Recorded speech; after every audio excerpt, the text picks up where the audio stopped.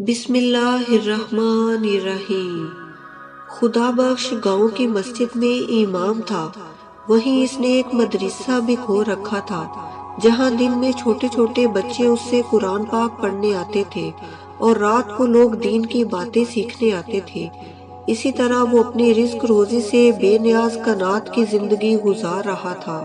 وہ مالدار نہیں تھا مگر اس کے چاروں بچے اور بیوی اچھی زندگی گزار رہے تھے۔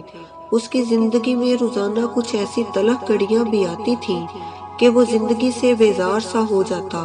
جب بچے سو جاتے اور آنے جانے والوں کا سلسلہ ختم ہو جاتا تو وہ اور اس کی بیوی آپس میں باتیں کیا کرتے۔ کچھ دیر نہ گزرتی تھی کہ اس کی بیوی غربت کا رونا رونے لگتی۔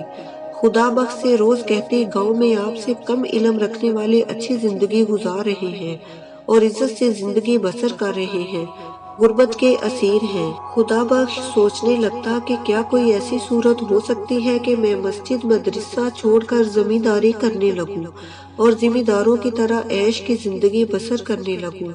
وہ اکثر بیوی سے ایسی باتیں کرتا مگر کچھ دیر بعد خاموش ہو جاتا۔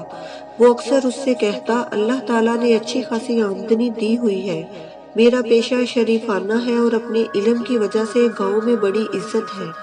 اللہ تعالیٰ نے ہمیں سب کچھ تو دے رکھا ہے، کس چیز کی کمی ہے؟ اس کے باوجود بیوی کے رات دن کے طعنوں نے اسے زندگی سے کچھ مایوس کر دیا تھا۔ وہ تمنا کرنے لگتا کہ کاش اللہ تعالیٰ اس کے لیے آسمان سے سونا برسا دے تاکہ وہ بھی زمینوں اور باغات کا مالک بن جائے۔ خدا بخش نے کتابوں میں پڑھا تھا کہ شب قدر سال میں ایک بار آتی ہے اور اس میں ہر ایک کی دعا قبول ہوتی ہے۔ رمضان المبارک میں وہ رات کو رزق کی فراوانی کے لیے دعائیں مانگنے لگتا تاکہ اس کی دعا کو شب قدر نصیب ہو جائے اور اس طرح اس کی دعا قبول ہو جائے۔ ایک رات جب اس کی بیوی نے اسے بہت تنگ کیا تو وہ اداس ہو گیا۔ رات بھر سو نہ سکا، وہ بستر سے اٹھا اور گھر سے باہر دریا کے کنارے جنگل کی طرف نکل کھڑا ہوا۔ وہ رات کی تاریکی میں چلا جا رہا تھا اور آسمان کی طرف منہ کیے اللہ تعالیٰ سے دعا بھی کر رہا تھا کہ اس کی دعا قبول ہو جائے۔ اور پھر اس شب قدر کی رات اس کی دعا قبول ہو گئی۔ اس نے اپنے دائیں ہاتھ کی طرف ایک نور دیکھا، ایک فرشتہ آسمان سے اترتے دیکھا جو نہایت شیریں آواز میں کہہ رہا تھا، یہ 3 شیشے کی گولیاں لے لو، جب کبھی ان میں سے ایک شیشے کی گولی آسمان کی طرف پھینک کر دعا کرے گا تو تیری دعا فوراً قبول ہو جائے گی، اور صرف 3 ہی دعائیں قبول ہوں گی، اس سے زیادہ کی امید مت رکھنا۔ خدا بخش کے لیے یہ معاملہ بڑا ہی غور طلب تھا۔ اس وجہ سے وہ سوچنے لگا کہ وہ 3 دعائیں کیا ہونی چاہیے۔ اس نے مضبوطی سے تینوں شیشے کی گولیاں اپنے ہاتھ میں دبا لی۔ وہ کیا دیکھتا ہے کہ ان گولیوں سے نور کی شعاعیں پھوٹ رہی ہیں۔ اس نے ادھر ادھر دیکھا تو کسی کو نہ پایا۔ اگر یہ 3 گولیاں اس کے ہاتھ میں نہ ہوتی تو وہ اسے خواب سمجھتا۔ آہستہ آہستہ اس کے دل سے خوف دور ہونے لگا اور وہ سمجھ گیا کہ خدا کی رحمت کو اس نے پا لیا ہے۔ وہ فوراً گھر کی طرف لوٹا۔ اس نے صبح کا بھی انتظار نہ کیا، بیوی کو جگا کر سارا واقعہ سنایا۔ وہ بیوی سے بولا، تارا اب مانگ جو کچھ مانگنا ہے، تیری ہر خواہش پوری ہوگی۔ جب اس کی بیوی کو اس عجیب واقعہ سے کچھ سکون محسوس ہوا تو اس نے سب سے پہلے آئینہ دیکھا۔ اس کا چہرہ آئینوں میں جھریوں سے بھرا ہوا تھا۔ وہ غور سے آئینے میں اپنے چہرے کو دیکھنے لگی جیسے اس نے آج پہلی بار آئینہ دیکھا ہو۔ وہ ایک لمحے کے لیے آئینے کے سامنے کھڑی رہی۔ ایسا معلوم ہوتا تھا کہ وہ مکان، جائیداد اور باغوں کی آرزو بھول گئی ہے۔ اسے محسوس ہوا کہ اسے مال و جائیداد کی اتنی ضرورت نہیں جتنی حسن و شباب کی ضرورت ہے۔ وہ ایک دم اپنے شوہر سے کہنے لگی، خدا بخش ہم جائیداد اور زمین کے بارے میں بعد میں سوچیں گے، آپ صرف 3 ہی دعائیں مانگ سکتے ہیں، اس لیے آپ سب سے پہلے یہ دعا مانگیں کہ صبح ہونے سے پہلے پہلے میں اس دنیا کی حسین ترین عورت بن جاؤں، کیونکہ جو شخص زمین اور باغوں کا مالک ہو اس کی بیوی بھی حسین ہونی چاہیے۔ جاؤ ابھی اور فوراً یہ دعا مانگو۔ خدا بخش باہر نکلا، دریا کے کنارے جنگل کا رخ کیا اور آسمان کی طرف منہ کر کے گولی اچھالتے ہوئے دعا کرنے لگا کہ اس کی بیوی دنیا کی حسین ترین عورت بن جائے۔ یہ دعا مانگ کر خدا بخش خاموشی سے سر جھکائے اپنے گھر کی طرف لوٹا۔ وہ سوچ رہا تھا کہ اب وہ دنیا کی حسین ترین عورت کا شوہر بن جائے گا، مگر کیا اس بارے میں اس نے جلد بازی تو نہیں کی اور اس کے انجام کے بارے میں غور نہیں کیا۔ کچھ دیر سوچنے کے بعد اس نے ہر قسم کے وسوسے کو دل سے دور کیا اور خوشی خوشی گھر کی طرف لوٹ آیا۔ صبح ہوتے ہی دنیا کی حسین ترین عورت اپنے بستر سے اٹھی اور آئینے کے سامنے کھڑی ہو کر اپنا ساحرانہ حسن کا تماشا دیکھنے لگی۔ وہ بڑی دیر آئینے کے سامنے کھڑی رہی اور جب اسے یقین آ گیا کہ وہ دنیا کی سب سے خوبصورت عورت بن گئی ہے تو اسے اپنے اچھے اچھے کپڑوں کی تلاش ہونے لگی، مگر اسے ان کپڑوں میں سے کوئی بھی جوڑا پسند نہ آیا۔ وہ سوچنے لگی آج مجھے سب سے پہلے شہر جا کر اپنے لیے اچھے سے کپڑے لانے چاہیے۔ جو کچھ روپیہ تھا وہ لے کر شہر کی طرف چل پڑی۔ جب خدا بخش سو کر اٹھا تو دیکھا کہ بیوی کا کچھ پتہ نہیں ہے۔ گھر کا کونا کونا چھان مارا مگر وہ نہ ملی۔ وہ سوچنے لگا کہ بیوی تو ہاتھ سے گئی، مگر وہ یہ بھی جانتا تھا کہ اس کی بیوی بڑی پاک دامن ہے، کبھی غلط قدم نہیں اٹھا سکتی۔ پھر بھی وہ سخت حیران تھا کہ یہ ہوا کیا ہے، بیوی کہاں گئی اور کیوں گئی۔ خدا بخش کا دل بڑا بے چین تھا۔ وہ سب کچھ چھوڑ کر ایک کتاب اٹھا کر پڑھنے لگا۔ آنسوؤں کی بارش میں اسے کچھ دکھائی نہ دیا۔ کچھ دیر کے بعد جب آنسو رکے تو اس نے کچھ پڑھنا شروع کیا۔ کتاب میں لکھا تھا کہ اگر تمہیں غیب کا علم ہوتا تو تم تقدیر کے فیصلے کو ہی پسند کرتے۔ اس کی آنکھوں میں دوبارہ آنسو بھر آئے۔ وہ اس سے آگے کچھ نہ پڑھ سکا۔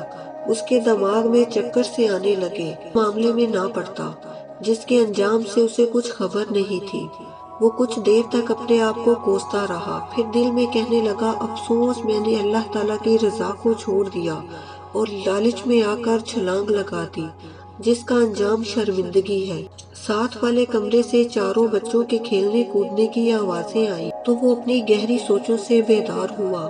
کچھ دیر بعد پیسے تلاش کرنے لگا تو اسے چند پیسوں کے سوا گھر میں کچھ نہ ملا۔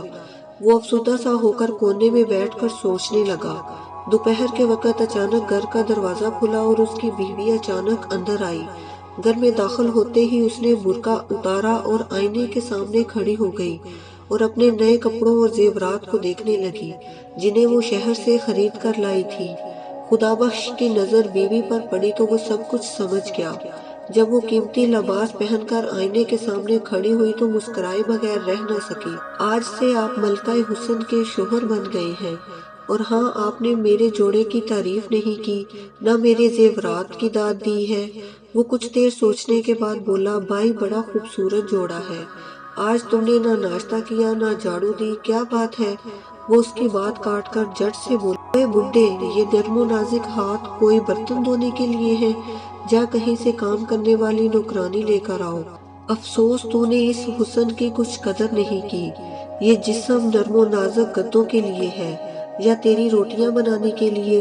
یہ سن کر خدا بخش کا دل بھر گیا۔ وہ دیکھ رہا تھا کہ بیوی اپنے حسن اور زیورات کو آئینے میں دیکھی جا رہی۔ اس نے سمجھانا چاہا تو وہ چڑ سی گئی۔ جس دن اس بڈھے سے میری شادی ہوئی تھی اسی دن میری قسمت پھوٹ گئی۔ یہ حسن تو نوابوں کے شایان شان تھا، نہ کہ مسجد کے مولوی کے، جو کتابوں اور مسجد کے مدرسے کے درمیان زندگی گزارتا ہے۔ خدا بخش بیوی کے یہ الفاظ سن کر حیران رہ گیا اور وہ سمجھ گیا کہ یہ سب کچھ اس کی دعا کا کرشمہ ہے۔ اگر وہ دعا نہ کرتا تو یہ دنیا کی عام عورتوں کی طرح ہوتی۔ کیا ایک متقی پرہیزگار ہزاروں نوابوں سے بہتر نہیں ہوتا؟ اس کی سوچوں کو توڑ کر بولی او بدصورت بڈھے، میرے حسن و جمال کو تیری خدمت گزاری کھا گئی ہے۔ روٹیاں پکاتے پکاتے میری ساری خوبصورتی ختم ہو گئی ہے۔ اے میں مر جاؤں، میرے ماں باپ نے کس بد نصیب کے ہاتھ میں میرا ہاتھ دیا۔ خدا بخش نے دیکھا کہ بیوی کے حسن و جمال کے ساتھ زبان بھی تیز ہو گئی ہے، جو کبھی نہ تھی۔ میں جب اپنے ماں باپ کے گھر سے آئی تھی تو کتنی حسین تھی۔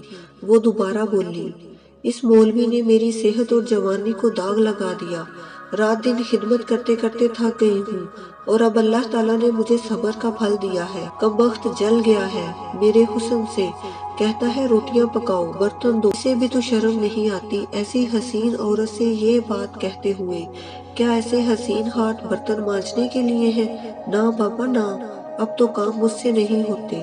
کبھی تو سوچ سمجھ کر بات کر لیا کرو، یا ساری عمر بیوقوفی ہی رہے گا۔ ساری زندگی میں ایک دن خوشی کا آیا تو وہ بھی تم نے چین سے جینے نہیں دیا۔ خدا بخش نے جب بیوی کی یہ باتیں سنی تو وہ بولا، بیوی تو ہاتھ سے گئی۔ کسی نے سچ کہا تھا کہ عورت کی ذات بے وفا ہوتی۔ خدا بخش کے پاس اس کے علاوہ کوئی راستہ نہ تھا کہ وہ دریا کے کنارے جنگل کی طرف جائے اور دوسری گولی آسمان کی طرف اچھالے اور یہ دعا کرے کہ اس کی سرکش بیوی گائے بن جائے۔ دوسرے دن اس نے شیشے کی گولی آسمان کی طرف اچھال کر دعا کی کہ میری بیوی گائے بن جائے۔ دعا کر کے جب وہ گھر واپس آیا تو وہ سکون میں تھا۔ بیوی خاموشی سے بستر پر لیٹی تھی کہ اچانک اسے نیند آ گئی۔ صبح ہوئی تو وہ سب سے پہلے اٹھا، بیوی کی طرف دیکھا تو اس کا چہرہ گائے کے جیسے بنا تھا۔